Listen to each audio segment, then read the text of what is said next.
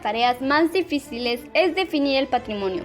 Esto se debe a que hablar del patrimonio involucra discutir sobre las diversas acepciones del concepto. Para poder estudiar más a fondo el concepto es necesario analizar, evaluar y estudiar las teorías que hablan acerca del patrimonio, como lo son la integración del patrimonio, clasificación de bienes, obligaciones y derechos personales, así como la transmisión, efecto y extinción de estas. Hablemos de derecho. Mi nombre es Ana Laura y como siempre me acompañan mis compañeros Fátima, Sandra, Angélica y René. Comencemos. De acuerdo al Compendio de Derecho Civil 2, el patrimonio se define como un conjunto de obligaciones y derechos susceptibles de una valorización pecuniaria, que constituyen una universalidad de derecho. Según lo expuesto, el patrimonio de una persona siempre estará integrado por un conjunto de bienes, de derechos y, además, por obligaciones y cargas. Por cierto, cabe destacar que es un requisito indispensable que estos derechos y obligaciones que constituyen el patrimonio sean siempre apreciables en dinero. De hecho, por algo es pecuniaria.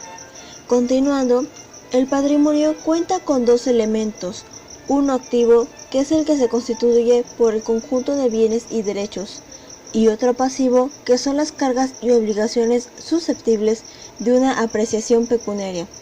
Los bienes y derechos que integran el activo se traducen siempre en derechos reales, personales o mixtos, y el pasivo por deberes personales o cargas u obligaciones reales.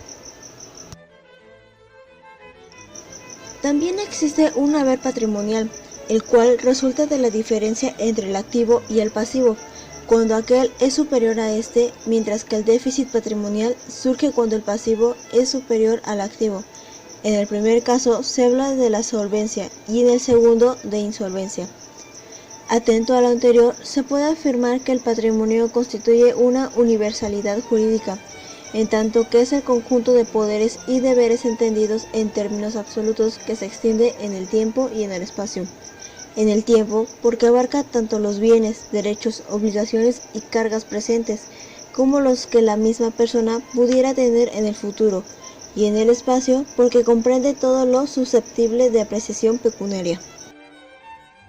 Y sobre las teorías del patrimonio, ¿qué nos puedes decir al respecto? Pues existen dos teorías, la teoría del patrimonio personalidad o clásica y la teoría patrimonio afectación o moderna. Respecto a la teoría clásica, esta fue elaborada por la escuela francesa de Aubry y Rau. Ellos conciben al patrimonio como una emanación de la personalidad. Entre persona y patrimonio existe un vínculo permanente y constante. Solo las personas pueden tener un patrimonio, en tanto que solo ellas son sujetos de derechos y obligaciones, así como toda persona necesariamente debe tener un patrimonio. Esto quiere decir que si el deudor es el que responde con sus bienes del cumplimiento de sus deberes, solo las personas pueden tener un patrimonio, pues solo ellas pueden ser deudoras. Exactamente. Se entiende que patrimonio no es sinónimo de riqueza y que aunque en el presente no se tengan bienes, existe la capacidad de tenerlos en el futuro. Otra mención de esta teoría es que indica que cada persona solo tendrá un patrimonio, lo que resulta de la consideración de su universalidad y de la indivisibilidad de la persona a quien se atribuye y que el patrimonio es inseparable de la persona. Por lo que sé, esta teoría fue muy criticada, ya que se había establecido una noción del patrimonio artificial y ficticia, desplegada de la realidad y vinculada hasta confundirse con la capacidad. Eso fue una crítica dada por Rogina Villegas, ya que dicha teoría llegó a considerar que el patrimonio puede existir aún sin bienes presentes y con la sola posibilidad de adquirirlos en el futuro. Pero debido a esto es que nace la segunda teoría. La teoría moderna, como bien se había mencionado, surge como consecuencia de las críticas a la teoría clásica, pero sobre todo en cuanto a la conceptualización de la indivisibilidad e inalienabilidad que se hace del patrimonio. Esta moderna teoría desvincula las nociones de patrimonio y personalidad y evita su confusión, sin que esto signifique negar su obvia relación.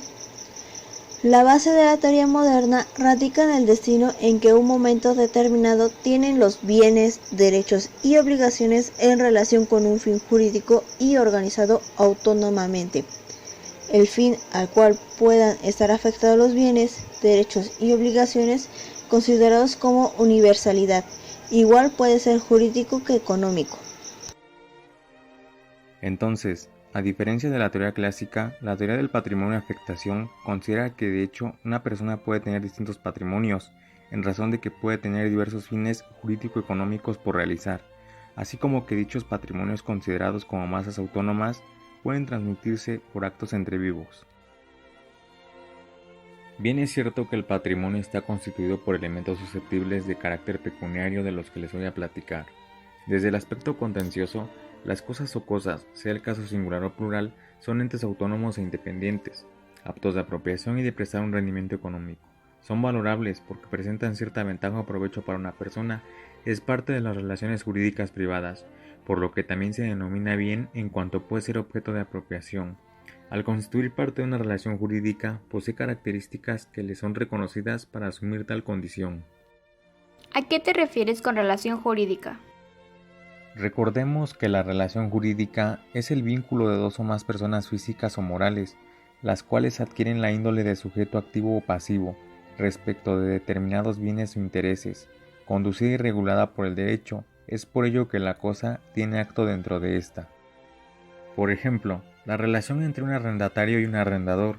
Por su parte, el primero tiene un interés económico respecto de una cosa llamada mueble o inmueble, y el segundo tiene un interés de goce a razón de la cosa. Ahora, como les dije en un principio, existen características generales y particulares propias de las cosas. Estas dependerán de las excepciones que la ley les confiera. Desde el punto general, las cosas son entes existentes en la naturaleza, determinadas, apropiables o inapropiables por el hombre. Sin embargo, en el aspecto jurídico se consideran características más particulares. Es el caso de los artículos. Artículo 938 establece que son objeto de apropiación las cosas que no están excluidas del comercio. O el artículo 939, las cosas pueden estar excluidas del comercio por su naturaleza, las cosas que no pueden ser poseídas por alguna persona exclusivamente y por disposición de la ley, las que ella declara irreductibles a propiedad particular. Por último, el artículo 941, las cosas no excluidas del comercio y los derechos subjetivos, cuando puedan valorarse en dinero, son bienes. Todos estos del Código Civil del Estado de Puebla, libro 3, denominado Bienes, capítulo 1, disposiciones preliminares. Seguido de lo anterior se derivan los bienes, otro elemento que constituye buena parte del patrimonio de un individuo.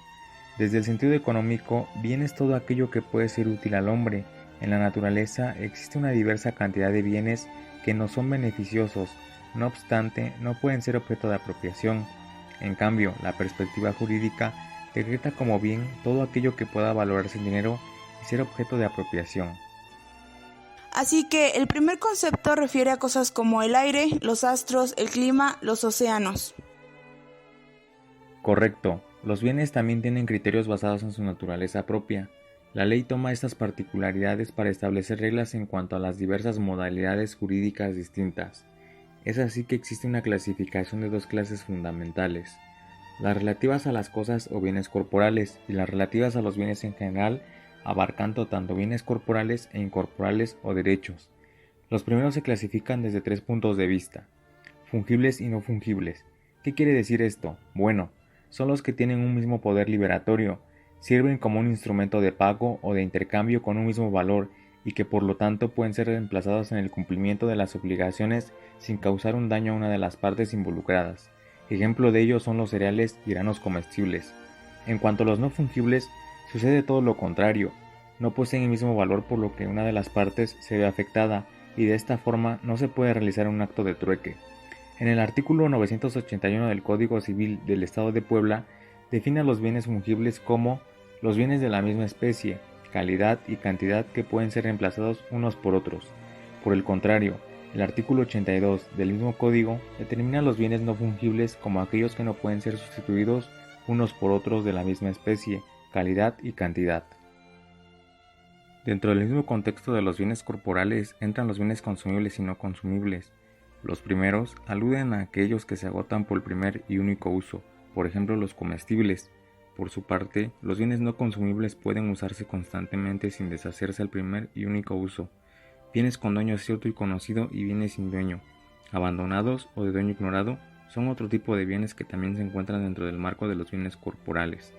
Los bienes con dueño cierto y conocido pueden ser de propiedad pública o privada y de esta forma tienen un sujeto propietario cuyo derecho recae sobre el bien mueble o inmueble. Los bienes muebles que no tienen dueño conocido se denominan mostrencos, ya sea porque el propietario los abandonó o perdió. Los bienes inmuebles que carecen de dueño conocido reciben el nombre de vacantes. Estos pudieron ser abandonados o bien simplemente no tienen un propietario. Cabe resaltar que en la sección quinta, bienes mostrencos y vacantes del Código Civil del Estado de Puebla, se establecen diversos artículos que señalan distintos casos, según sea el caso de encontrarse con un bien mostrenco o vacante. Como el artículo 967, que dice, el que hallare un bien mueble perdido o abandonado, deberá entregarlo dentro de 3 días a la autoridad municipal del lugar o a la más cercana, si el hallazgo se verifica en despoblado. O el artículo 968, la autoridad dispondrá desde luego que el bien hallado se tase por peritos y lo depositará exigiendo formal y circunstanciado recibo, tratándose de bienes inmuebles. El artículo 976, el que se apodere de un bien inmueble sin cumplir con lo prevenido en el artículo 967, pagará una multa por el importe de 10 a 100 días de salario mínimo y será responsable de los daños y perjuicios que ocasione. Artículo 977, y el que tuviere noticia de la existencia de bienes vacantes y quisiera adquirir la parte que la ley le asigna al descubridor, hará la denuncia de ellos ante el Ministerio Público del lugar de ubicación de los bienes. Por otro lado, los bienes generales que abarcan tanto los corporales y los incorporales o derechos se dividen en muebles e inmuebles. Se entiende por bienes muebles aquellos que pueden trasladarse de un lugar a otro, ya sea que puedan moverse por sí mismos o por efecto de una fuerza exterior, como son los animales, los autos, el mobiliario de alguna empresa.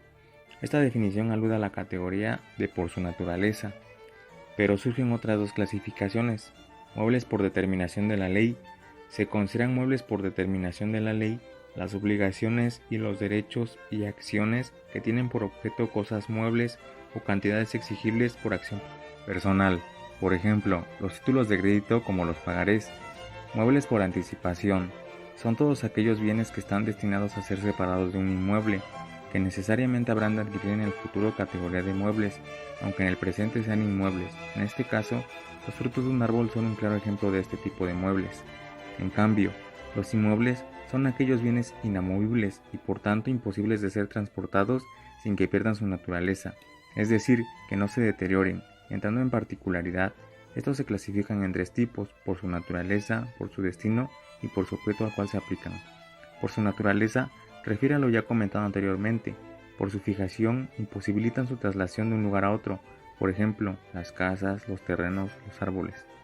Por su destino, aquellos muebles por su naturaleza pertenecientes al dueño de un inmueble, que por ser accesorios del mismo y necesarios para su uso y explotación, la ley los ha reputado inmuebles. En este caso, se omite el carácter de la naturaleza. Por el objeto al cual se aplican, se refiere a los derechos reales constituidos sobre inmuebles, por ejemplo las hipotecas, la habitación y las servidumbres.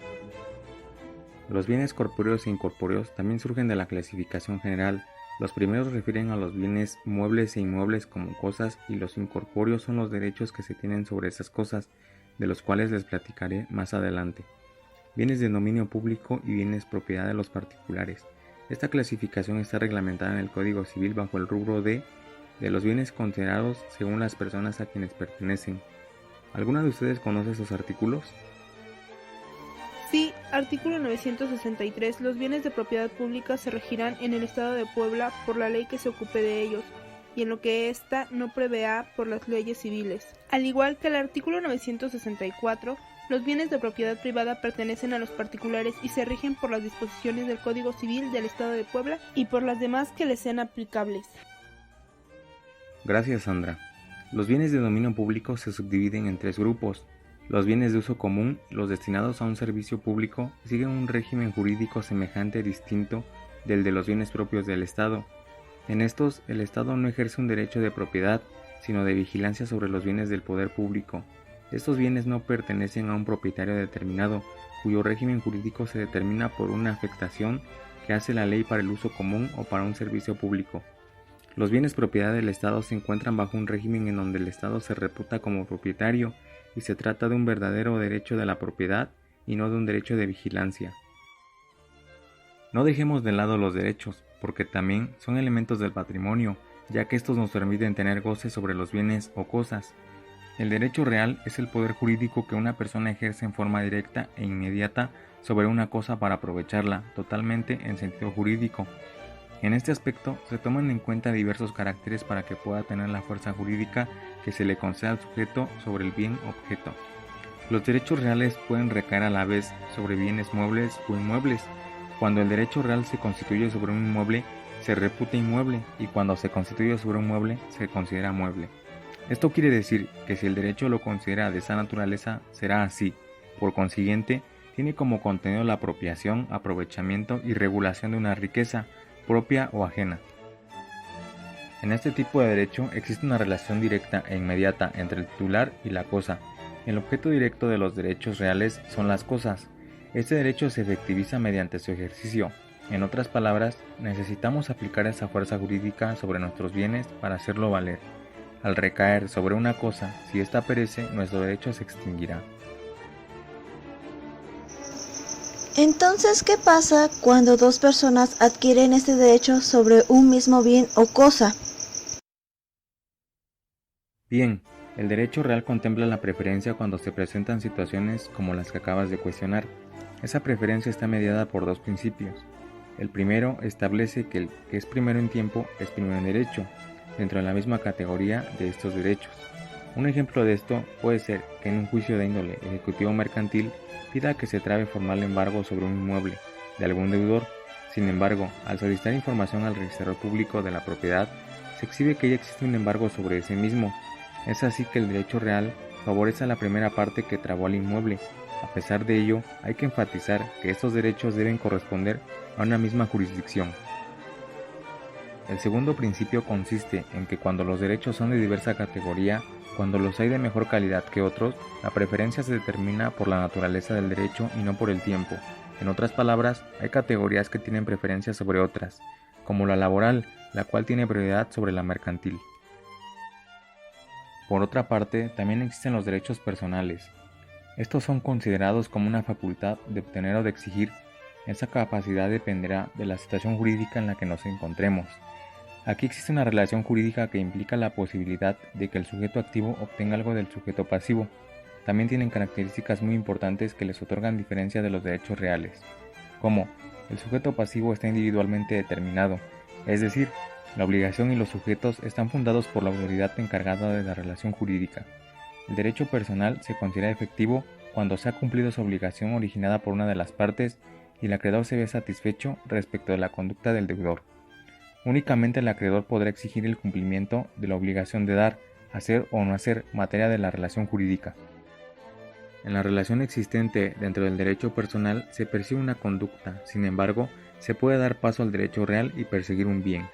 Cuando el derecho tiene por objeto indirecto cosas, el perecimiento de estas no lo extingue, subsistiendo la obligación del cumplimiento en forma de indemnización por daños y perjuicios, a diferencia del derecho personal, que cesa cuando la cosa se extingue. Los derechos personales presumen una relación jurídica entre una parte acreedora y otra deudora. La primera podrá demandar a la deudora, surgiendo para esta última una responsabilidad. Es una relación entre sujetos. De esta forma, comprendemos que los citados bienes y derechos de carácter patrimonial se traducen siempre en derechos reales y personales. En tal virtud, el activo de una persona quedará constituido por derechos reales y personales. A su vez, el pasivo se constituye por obligaciones o deudas que son el aspecto pasivo de los derechos personales, es decir, contemplados desde la posición del deudor, y cargas u obligaciones reales, distintas de las personales, que también son susceptibles de estimación pecuniaria. Las obligaciones son la relación jurídica que existe entre dos personas por medio de la cual una de ellas, llamada deudor, sujeto pasivo, está sujeta para con otra llamada acreedor, sujeto activo, y se trata de una prestación de carácter patrimonial, la cual se es exigible a través de una acción legal. La palabra obligación abarca toda la relación consistente y fundamentada del lado activo, toma el nombre de crédito o derecho personal, y del lado pasivo el de deuda u obligación en sentido restringido. Como podemos darnos cuenta, es una fuente de derecho que vincula a dos personas, aclarando que puede existir pluralidad de actores o deudores, mediante la cual es posible exigir el cumplimiento de una obligación a razón de un texto legal. Las obligaciones son base del derecho civil, base de los contratos y base del derecho en general.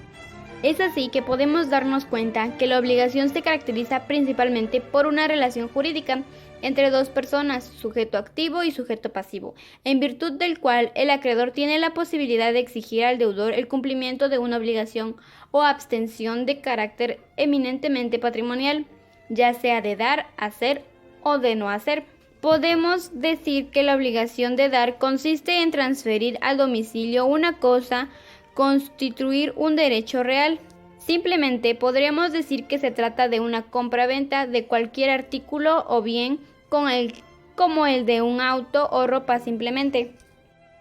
Es así, mientras que una obligación de hacer se basa en un hecho o acción positiva pendiente de realizar, que viene siendo el caso de un contrato individual de trabajo o simplemente un contrato de prestación de servicio. Y es así que una obligación de no hacer es aquella obligación en que lo que se debe es una abstención del deudor de realizar algo, de otra forma le sería lícito.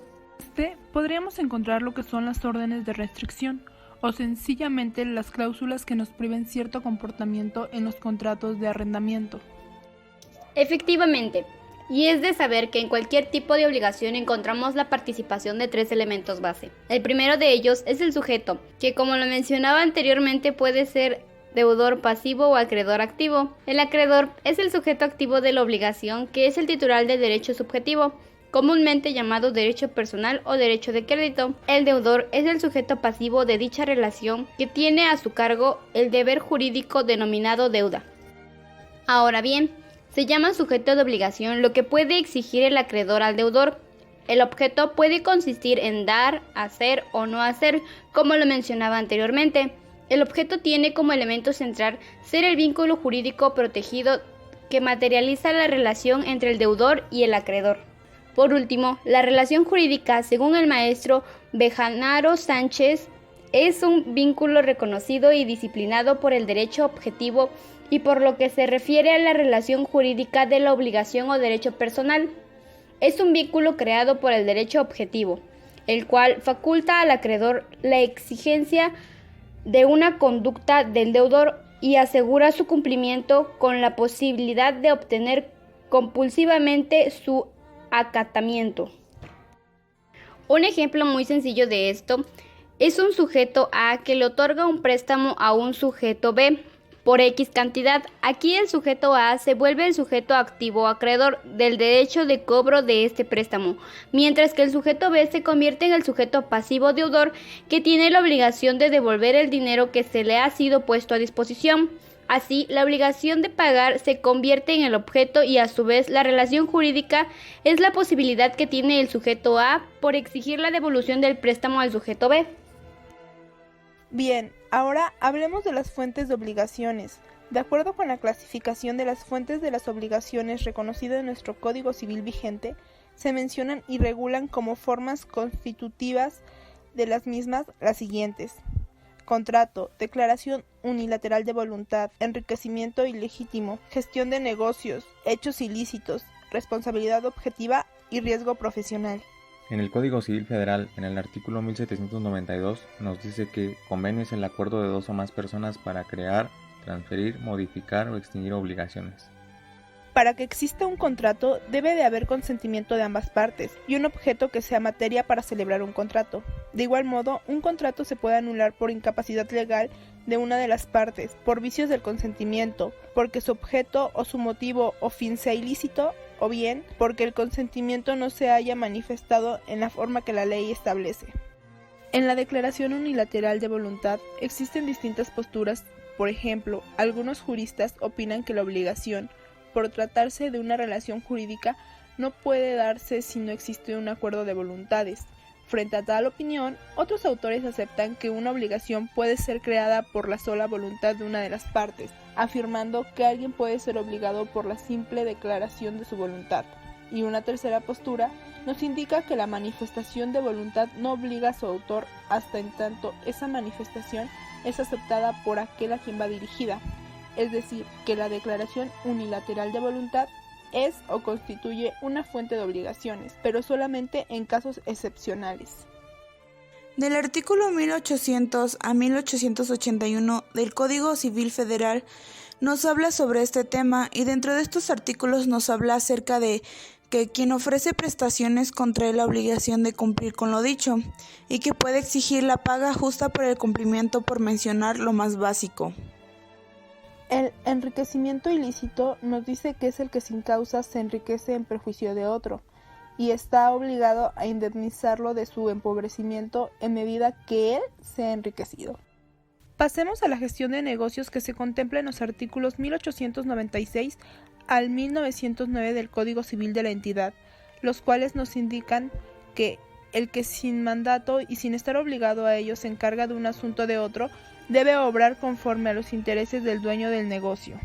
Esta fuente de obligaciones estriba en la intervención voluntaria de una persona que no tiene mandato ni obligaciones en los negocios de otra persona que está ausente o bien impedida para atender sus negocios, con la finalidad de evitar les sean causados perjuicios o que con tal intervención ésta obtenga beneficios.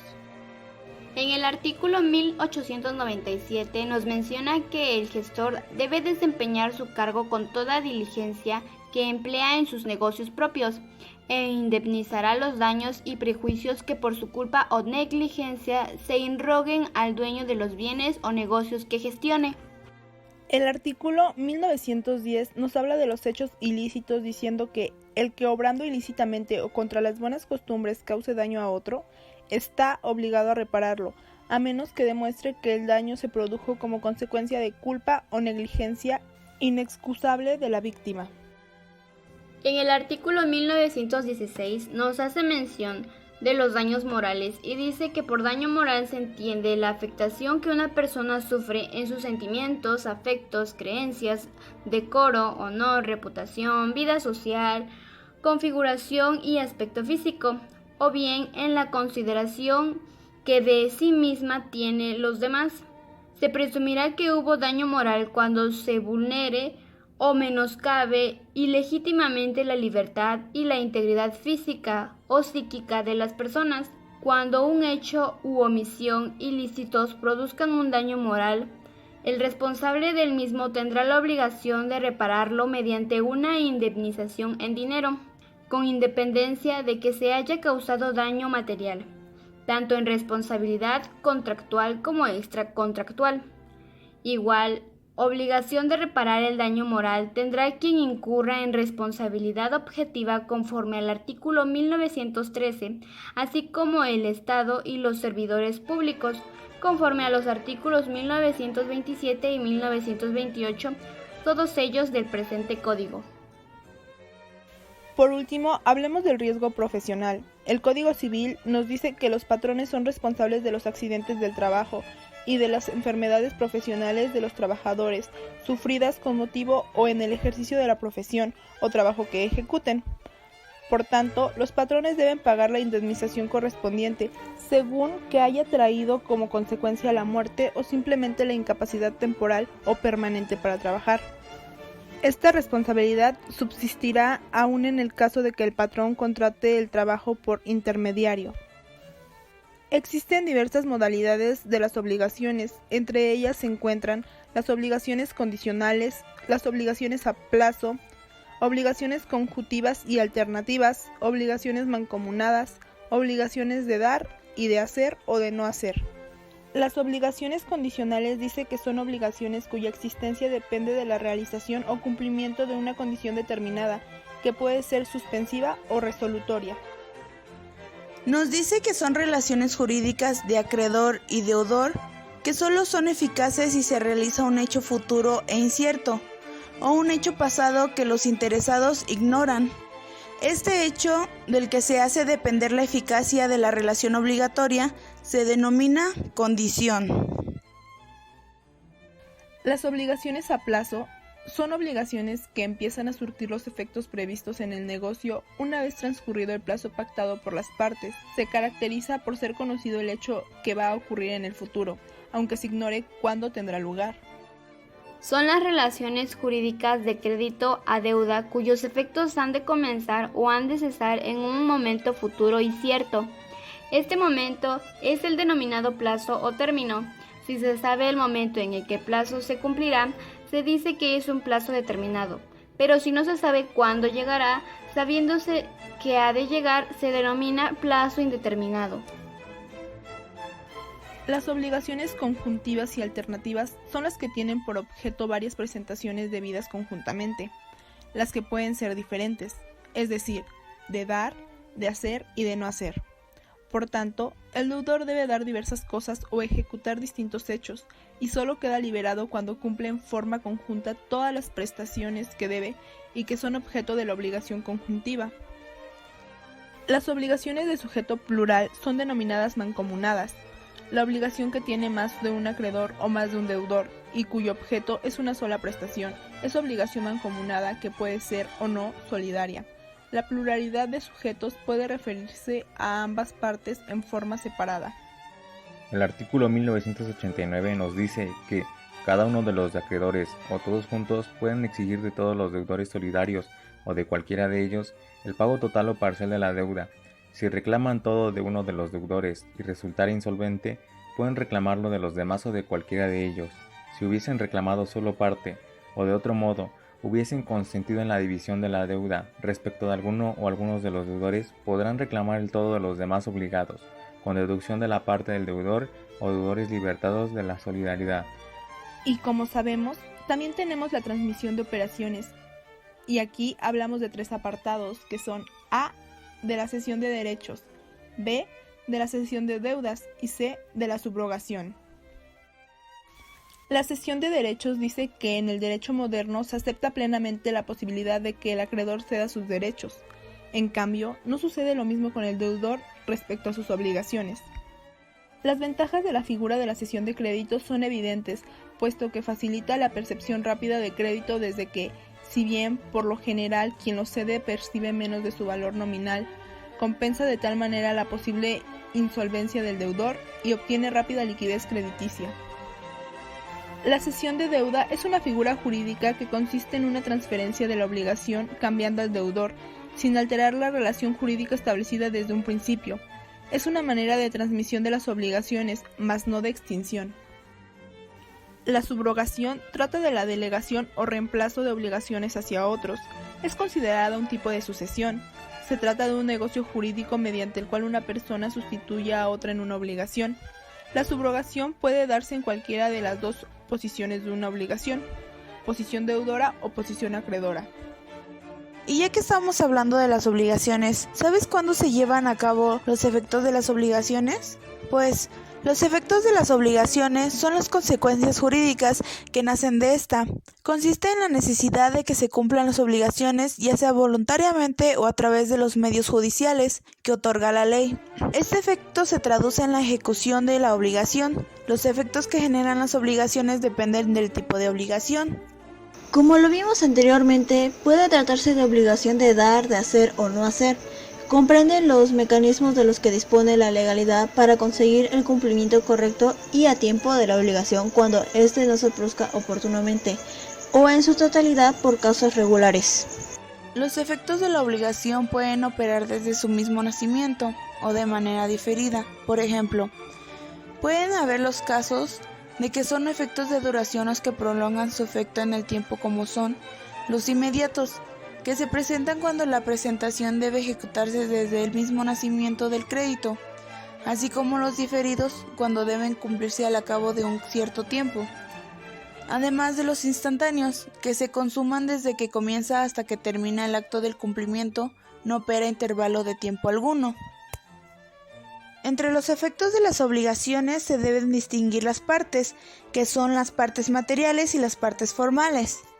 Donde la parte material es quien actúa en nombre propio, declara su voluntad y asume las ventajas y desventajas de la calidad que ostenta como acreedor o deudor. mientras que la parte formal es el representante legal o convencional del acreedor o del deudor, quien actúa en nombre ajeno formulando una declaración apta para generar, modificar o extinguir una relación obligatoria que tiene como parte material a otro, el representado. Así, la obligación solo produce efectos entre las partes y sus sucesores. De hecho, esta se trata de una norma general aplicable a toda especie obligacional. La obligación produce sus efectos jurídicos directos entre las partes sustanciales, acreedor y deudor, o sea, entre los titulares de la relación jurídica y no perjudica a terceros. Pero también existen 3 facultades: derecho a reclamar, de segunda instancia y uno más sobre los derechos del deudor. El derecho a reclamar forza un cumplimiento de la obligación, mientras que el derecho en segunda instancia es para reclamar compensación económica por daños sufridos por el cumplimiento forzado. Y por último, el derecho a que los bienes del deudor queden sujetos al cumplimiento de la obligación. Los mecanismos dentro de la legalidad para conseguir el cumplimiento de la obligación implican el derecho a solicitar medidas conservativas, la acción oblicua o subrogatoria, la acción pauliana o revocatoria y el beneficio de separación del patrimonio. En nuestro derecho, a vista del artículo 1111 del Código Civil, puede ser definida como el recurso que la ley concede al acreedor que no tenga otro medio de hacer efectivo su crédito para ejercitar los derechos y acciones no utilizadas por el deudor cuando no sean inherentes a la persona de éste. Se le llama también acción indirecta u oblicua porque el acreedor no llega a dirigirse contra los terceros, deudores de su deudor, sino por el intermedio de éste. Sin embargo, para los autores como Figa Faura, la verdadera acción subrogatoria es una facultad dirigida previamente a conservar el patrimonio del deudor para mantenerlo intacto con vistas a una eventual ejecución. Por esta parte, la acción pauliana o revocatoria es un mecanismo de defensa de los acreedores dentro del derecho de obligaciones, mediante el cual estos pueden solicitar la revocación de actos realizados por el deudor en su prejuicio. Para poder ejercer la acción pauliana, el deudor tiene que estar en estado de insolvencia, pues de lo contrario, éste puede disponer de sus bienes a su antojo, siempre que conserve la capacidad de honrar las obligaciones que ha contraído. Por ejemplo, en caso de que un deudor insolvente, con el objetivo de no perder sus bienes, los venda a una tercera persona por una suma muy inferior al valor real de ellos, debido a esta venta, el patrimonio del deudor insolvente se reduce considerablemente, perjudicando a los acreedores. Bajo esta situación, los acreedores pueden ejercer la acción pauliana y pedir que el bien vendido regrese al patrimonio del deudor. Para ejercer la acción pauliana es necesario que el deudor lleve a cabo una enajenación o renuncia de derechos, que se reúnan 2 condiciones. Una, que el acto perjudique la solvencia del deudor de manera significativa y por ello perjudique al acreedor, y por otra parte que exista consiliumis franduis, o el acto sea a título gratuito. Entendiendo por el consilium fraudis que implica la celebración de un negocio dispositivo celebrado por el deudor en fraude de sus acreedores, con la complicidad o conocimiento de la persona con la que contrata, y hace suyo los bienes para dejarlos fuera de la acción de su acreedor, por lo que no basta por sí no solo el prejuicio causado por el negocio en cuestión, sino que es preciso que vaya acompañado de este propósito defraudatario, tanto del que enajena como del que adquiere las cosas o objeto de la enajenación. Legalmente no se pueden asimilar los efectos de un contrato con los efectos de una obligación. Son efectos de un contrato las obligaciones que emanan del contrato mismo. El causante de la obligación es el contrato en sí. Por el contrario, los efectos de las obligaciones se refieren precisamente a los efectos de estas sobre el deudor que tiene las obligaciones de cumplirlas. Con esta finalidad, la legislación dota al acreedor de derechos que la garantizan su cumplimiento. El acreedor y el deudor tienen una relación jurídica obligatoria que los une, y como consecuencia de esta se producen los efectos de las obligaciones. Normalmente, en el ámbito del derecho, el deudor realiza de forma voluntaria su obligación sin necesidad de ser requerido. Cuando esto no ocurre es cuando se producen los mencionados efectos de las obligaciones. Además, Los efectos de los contratos no terminan en las obligaciones, sino que tienen otros efectos que no tienen nada que ver. Por ejemplo, contratos con una transacción o novación no producen efectos similares a las obligaciones, pero no nos meteremos mucho en eso. El derecho establece herramientas y procesos para poder salvaguardar al acreedor. Existen 4 formas de proteger los derechos. Si no sucede ninguna de estas dos opciones, existen todavía varias vías de acción. El invocar la ejecución forzada para conseguir el cumplimiento de la obligación. Esto se lleva a cabo mediante la demanda ante organismos jurídicos y a través de una resolución jurídica contraria al deudor. Además, el invocar el resarcimiento económico frente a la no ejecución de la obligación. Esto es lo que se conoce como un efecto anormal de la obligación. Es importante resaltar que no hay una obligación adicional, sino que es la misma, aunque ha cambiado de objeto. Hay compensación económica en lugar de la prestación. La tutela conservatoria comprende varios aspectos. Por una parte, garantizar el derecho de crédito. Por otra parte, proteger el patrimonio del deudor. De esta forma, abarca todas las gestiones que garanticen al acreedor la protección preventiva, como por ejemplo, un reconocimiento de deuda. Otros mecanismos para proteger el patrimonio del deudor es un poder mediante el cual los acreedores tienen la facultad para gestionar y revisar el patrimonio del deudor de cara a procesos que pueden ir en detrimento de sus intereses. Se refiere principalmente a situaciones de fraude o simulación. En esta misma línea se encuentran las acciones de separación de patrimonios. En el caso de que el acreedor piense que puede quedarse sin la garantía patrimonial que avalúe su crédito. Por otra parte, también tenemos la tutela resolutoria cuando los contratos producen obligaciones en ambas partes. Parece que se asume el derecho de resolver el contrato por parte de quien no lo ha cumplido frente al que ha incumplido el mismo.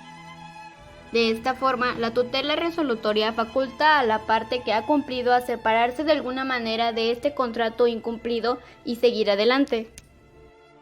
Claro, por cierto, también esta última que es la tutela resarcitoria, que son efectos de protección en cuanto a la prevención, indemnización por perjuicios y reparación originados en el incumplimiento de las obligaciones. De hecho, se encuentran dentro de esta esfera no solo los daños provenientes por la lesión al interés de la prestación, sino también otros daños que perjudican a intereses diferentes del de la prestación. También tenemos los efectos de las obligaciones al deudor, pero así como tiene una obligación, también le corresponden determinados derechos. ¿Sabes cuáles son? Sí, yo conozco 4 de estos como los derechos anteriores al cumplimiento, donde el deudor tiene la facultad de conseguir la colaboración y recepción. Si el acreedor no colabora, se puede considerar mora del acreedor. También está el derecho en el momento de cumplir la obligación. El deudor tiene la opción de realizar el abono vía judicial o por consignación. Y el derecho efectuado el cumplimiento, que es cuando el deudor realiza la prestación objeto de la obligación, tiene el derecho a reclamar el recibo o un documento liberador. Y por último, derechos posteriores al cumplimiento. El deudor queda liberado de la deuda al cumplir y el acreedor no tiene acciones contra él. Esos serían de los que tengo conocimiento. Y dejando a lado los derechos, también tenemos varios tipos de obligaciones que deben cumplir los deudores. Por ejemplo, la obligación real. En esta obligación el deudor compromete solo la cosa objeto de la prestación. También tenemos la obligación ordinaria. En esta obligación el deudor compromete todo su patrimonio, no una cosa en específico. La obligación patrimonial. Son aquellas que atentan contra el patrimonio o el derecho pecuniario de una persona. También tenemos las obligaciones extramatrimoniales. Estas podrían ser susceptibles de evaluarse pecuniariamente. Las obligaciones morales, que son aquellas que cumplimos con un deber de conciencia, las mismas no están establecidas en la ley. También tenemos las obligaciones jurídicas. Son las que están sancionadas por la ley y si no se cumplen, la persona compromete su responsabilidad. También tenemos las obligaciones civiles. Estas son susceptibles de constreñimiento. Si el deudor no cumple, puede ser perseguido por todas las vías del derecho. También tenemos las obligaciones naturales. Estas solo pueden ser cumplidas voluntariamente, por ejemplo, un padre que mantenga a su hijo aún después de la mayoría de edad. Aparte, tenemos las obligaciones de medio, donde el deudor debe observar la prudencia y diligencia necesaria para obtener el resultado de lo debido. Y por último tenemos las obligaciones de resultado. Estar consciente en que el deudor está obligado a obtener un resultado determinado. Aparte de todas aquellas, tenemos las obligaciones de dar, donde el deudor está obligado a entregar la cosa y también a transferir el derecho de propiedad al acreedor. Las obligaciones de hacer o no hacer. El deudor se obliga a realizar o no un hecho a favor del acreedor. Las obligaciones a término fijo. En esta obligación no puede reclamarse antes del vencimiento del término. Y las obligaciones alternativas. Con esta el deudor puede liberarse entregando una de las dos cosas prometidas. Y por último, las obligaciones solidarias. Son aquellas mediante la cual varias personas se comprometen a pagar la misma deuda de una manera solidaria. Por otro lado, también tenemos a las extinciones de las obligaciones, que se refiere y busca romper con el vínculo jurídico existente. Las causas de extinción de las obligaciones, conforme al artículo 1156 del Código Civil, las obligaciones se extinguen por el pago o cumplimiento, por la pérdida de la cosa debida, por la condonación de la deuda, por la confusión de derechos de acreedor y deudor, por la compensación y por la novación. Las circunstancias o figuras enunciadas se conoce técnicamente con el nombre de causas de extinción de las obligaciones, en cuanto todas ellas determinan la extinción de la relación obligatoria. De todas ellas, la más importante y frecuente es el cumplimiento o pago. Junto con las causas enumeradas en el artículo 1156, existen causas particulares de extinción, aplicables a ciertas relaciones obligatorias y no a la generalidad de las obligaciones. Así, por ejemplo, es obvio que la muerte del deudor en casos de obligaciones de hacer personalísimas determina la extinción de la obligación. Dentro de las formas de extinción de las obligaciones encontramos la solución o pago efectivo. Es simplemente hacer efectivo el pago de lo que se debe o llevar a cabo la obligación de dar. La novación es cuando se constituye la obligación inicial por otra. La inicial se extingue y surge una nueva obligación. Asimismo, la remisión o condonación consiste en el perdón de hacer el acreedor de la deuda, que solo puede hacerse efectiva si tiene pleno derecho sobre la cosa o el bien, y la compensación. Esta figura se presenta cuando existen obligaciones recíprocas entre las partes, es decir, que se deben cosas mutuamente. Yo estoy de acuerdo con Ana, pero también conozco otras como la confusión, que es cuando en una misma persona se reúnen las calidades de acreedor y deudor, pues una persona no puede tener la obligación a sí mismo. 2. La pérdida de cosas que se debe. Como su nombre lo indica, ocurre cuando las cosas que se deben, el cuerpo cierto, se destruye, deja de estar en el comercio, se desaparece y se desconoce si existe. En este evento hay que tener en cuenta si fue culpa del deudor que esto sucediera. En este caso la obligación sigue vigente, aunque el objeto de la misma cambia y puede configurarse algún tipo de indemnización por los perjuicios que pueda sufrir el acreedor. 3. Declaración de nulidad o por la rescisión. Cuando la celebración del contrato o medio por el que se generó la obligación sea nulo al no cumplir con los requisitos que dispone la ley para que tenga validez jurídica. 4. La prescripción. Dada porque con el paso del tiempo el acreedor pierde el derecho a exigir el cumplimiento de la obligación por no hacer ninguna exigencia anteriormente. Y por último, tenemos las últimas que son de la obligación. La condonación por participar del animus donani. Está sometida a los preceptos que rigen las donaciones inficiosas y, cuando es expresa, también debe ajustarse a las formas de la donación. La confusión de los derechos de acreedor y deudor se produce cuando la misma persona reúne los conceptos acreedor y deudor, situación en la que automáticamente queda extinta la obligación, pues nadie puede ser acreedor de sí mismo. La compensación extingue las deudas corruquentes cuando dos personas son recíprocamente acreedoras y deudores principales, la una de la otra por derecho propio, siendo las deudas de dinero o de cosas fungibles y homogéneas por su especie y calidad. Y por último, también tenemos la novación, que también puede ser modificativa de acuerdo con la doctrina moderna. Extingue la prioridad obligatoria, sustituyéndola por una nueva obligación, cuando sí se declara expresamente: la antigua y la nueva son de todo punto incompatibles. Para finalizar esta cátedra tan importante y por supuesto enriquecedora, me sería muy grato que cada uno de nosotros comentara respecto de lo que platicamos una opinión acerca de lo enriquecedor que es hablar de estos temas, la importancia y la aportación hacia nuestra vida personal.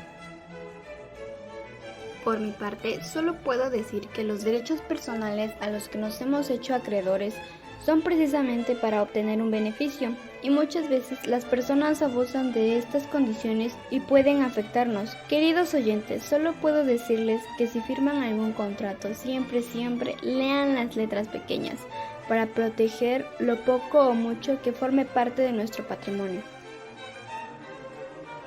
Por mi parte, estoy convencido que es de suma importancia conocer cada uno de estos términos establecidos en el marco de derecho civil, pues esta especialidad del derecho es junto con el derecho penal muy importante, debido a que dentro de esto se contemplan principios, conductas y situaciones que emanan de nuestra relación social, que desde luego es muy compleja.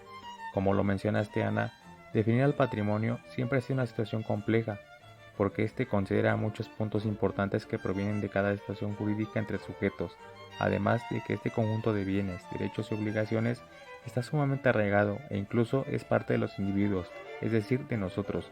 Por ello estamos en mutua interacción hasta nuestro deceso, e inclusive ese patrimonio que forma o formó parte de nosotros en vida pasará a formar parte de la capacidad de otro sujeto, ya sea por voluntad propia o por obligación.